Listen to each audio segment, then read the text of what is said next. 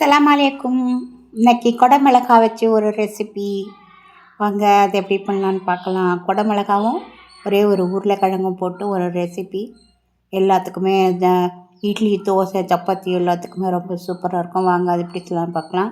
ஒரு கடாயில் ஒரு ஸ்பூன் எண்ணெய் ஊற்றிருக்கேன். இது கொப்பரை தேங்காய், ஒரு 1/4 மூடி கொப்பரை தேங்காய், ஒரு இன்ச்சு இஞ்சி, ஒரு 4 பல் பூண்டு. இதை நல்லா நீங்கள் வதக்கி விட்டுக்கோங்க. வதக்கினா தான் அந்த தேங்காய் கொஞ்சம் சாஃப்டாகும், அரைக்கிறதுக்கு நல்லாயிருக்கும். ஒரு 5 முந்திரி ஆப்ஷனல் தான், உங்களுக்கு வேண்டான்னா நீங்கள் விட்டுடலாம்.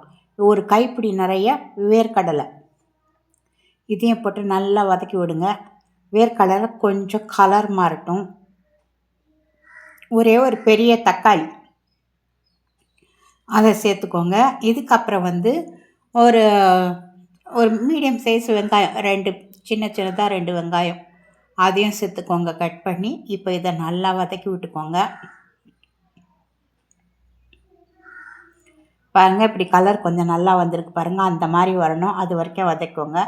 இப்போ இன்னொரு ஸ்பூன் எண்ணெய் ஊற்றி ஒரே ஒரு உருளைக்கிழங்கு, 2 சின்னதாக கேப்சிகம், இதை நீள வாக்கில் கட் பண்ணியிருக்கேன். இந்த எண்ணெயில் போட்டு இதை ஒரு வதக்கி எடுத்துக்கலாம்.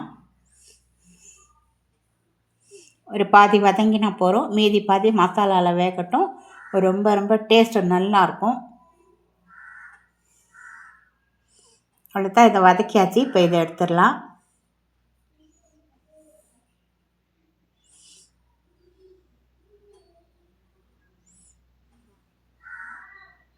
அதே கடாயில் ஒரு 1/2 ஸ்பூன் சீரகம் போட்டுக்கலாம், 1/2 ஸ்பூன் மிளகாய் பொடி போட்டுக்கலாம். போட்டு அடுப்பு இப்போ ரொம்ப நிதானமாக கம்மியாக வச்சுக்கோங்க. இதை நல்லா வதக்கிட்டு பச்சை வாசனை போனதும் நம்ம அரைச்சி வச்சுருக்குறோம் இல்லையா, அந்த தேங்காய் விழுது அதில் சேர்த்துக்கலாம். சேர்த்து இதையும் நல்லா வதக்கி விட்டுக்கோங்க. வதக்கி விட்டுட்டு மீதி எல்லா மசாலாவையும் அதில் சேர்த்துக்கோங்க.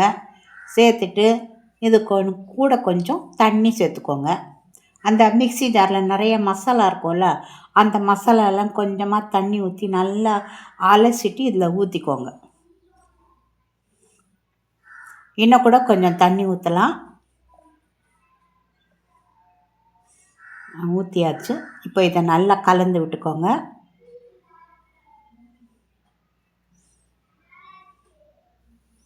இப்போ இந்த மசாலாலாம் நல்லா வேகணும். ரொம்ப நேரம் வேகணும்னு இல்லை, கொஞ்சம் வெந்தால் போகிறோம். இதில் 1/2 ஸ்பூன் மஞ்சப்பொடி, 1 ஸ்பூன் சீரகப்பொடி, 1 ஸ்பூன் தனியாப்பொடி, 1 ஸ்பூன் காஷ்மீரி மிளகாய் பொடி எல்லாத்தையும் சேர்த்து இதை நல்லா கலந்து விட்டுக்கோங்க. கலந்து இது கொஞ்சம் நல்லா கொதித்து வரட்டும். அது வரைக்கும் நம்ம கொஞ்சம் மூடிவிட்டால் சீக்கிரமாக கொதித்து வரும். இப்போ தயிர் சேர்க்கணும், அதை மறந்துட்டேன் பாருங்களேன். இப்போ ஒரு 1/4 கப்பு தயிர் சேர்த்துக்கோங்க. இதையும் நல்லா வதக்கிக்கோங்க. வதக்கிட்டு ஒரு மூடி போட்டு கொஞ்சம் மூடி வச்சிடலாம். சீக்கிரமாக நமக்கு அது எல்லா வாசனையும் நல்லா போகும். இப்போ பாருங்கள், ஒரு 5 நிமிஷம் தான். 5 நிமிஷத்துக்கு அப்புறம் பார்த்திங்கன்னா பாருங்கள், எண்ணெய்லாம் எப்படி நல்லா பிரிஞ்சு வந்திருக்கு. கீழே அடியெல்லாம் பிடிச்சிருக்கிறான்னு பார்த்து ஒரு கலக்கி விட்டுக்கலாம். இது நல்லா கலந்து விட்டதுக்கப்புறம் இதில் நம்ம வதக்கி வச்சுருக்குறோம் இல்லையா, உருளைக்கிழங்கும் அந்த கேப்சிகமும் அதை சேர்த்துக்கோங்க. இப்போ நமக்கு இதில் நல்லா எதையும் நல்லா கலந்துக்கோங்க. நல்லா கலந்து விட்டுருங்க. இந்த கேப்சிகம் பெண்களுக்கு ரொம்ப நல்லதுன்னு சொல்கிறாங்க.